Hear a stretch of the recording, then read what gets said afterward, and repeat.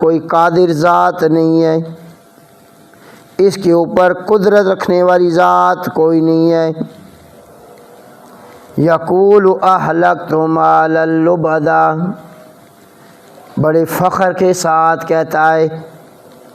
کہ میں نے دین اسلام کی مخالفت کے لیے، اس دین اسلام کو مٹانے کے لیے، اس قرآن کی تعلیم کو ختم کرنے کے لیے، اس حضور کی سنت کو ختم کرنے کے لیے، اس دنیا میں فساد پھیلانے کے لیے میں نے اپنا بہت سارا مال خرچ کیا ہے۔ اَیَحْسَبُ أَن لَّمْ يَرَهُ أَحَدٌ، کیا گمان کرتا ہے یہ ایسا شخص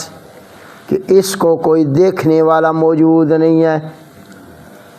کوئی ذات اس کو دیکھ نہیں رہی۔ دوبارہ سماعت فرمائیں۔ اللہ رب العزت فرماتے ہیں سورۃ البلد کی آیت نمبر 5 میں کہ جو انسان رب کا نافرمان ہے، جو انسان حضور کی سنت کا دشمن ہے، جو انسان اللہ رب العزت کی لا ریب اور بے عیب کتاب قرآن مجید فرقان حمید کا دشمن ہے یا اس کی مخالفت کرتا ہے،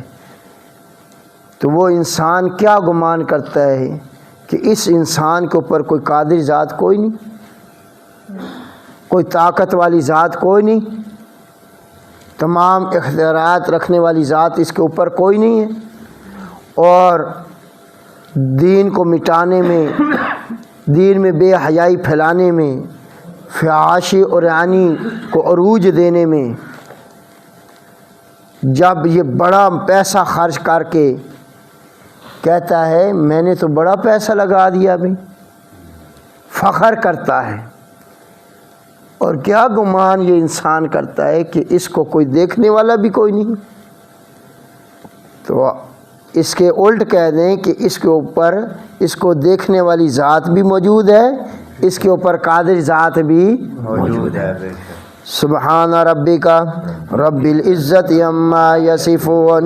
وسلام علی المرسلین والحمد للہ رب العالمین۔ اللہم صلی علی محمد وعلی آل محمد کما صلیت علی ابراہیم وعلی آل ابراہیم انک حمید مجید۔ اللہم